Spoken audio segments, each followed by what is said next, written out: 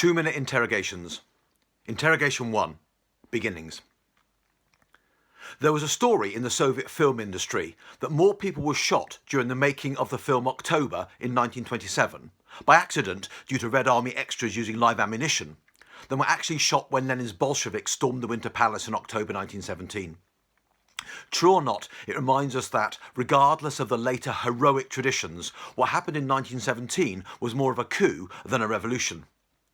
And while the Bolsheviks claimed they acted on behalf of the workers of Russia and in the name of the Congress of Soviets, the dictatorship of the proletariat that they proclaimed was actually a small group of revolutionaries claiming to know what was best for the ordinary people of Russia. It was a claim that was to rely heavily on violence and control. There were far-reaching reforms that first winter in areas such as land redistribution. Peasants were taking it anyway.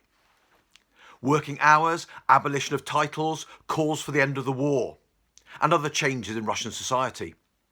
But repression was hardwired into the system. In December 1917, all non-Bolshevik newspapers were banned, and soon all other political parties would be banned too.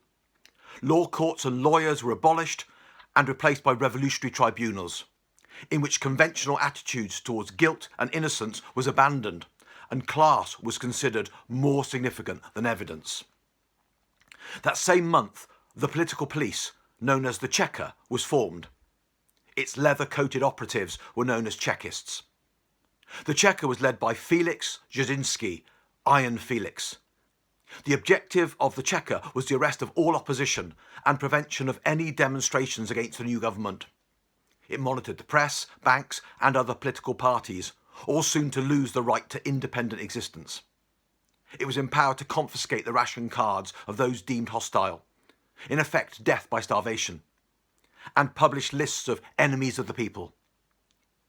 This was a term that would soon become synonymous with those to be dealt the trademark Cheka execution of a bullet to the back of the head fired from a small pistol. The Cheka was the first in a long line of Soviet Russia's political police. In this particular form and under this name, it would last until 1922.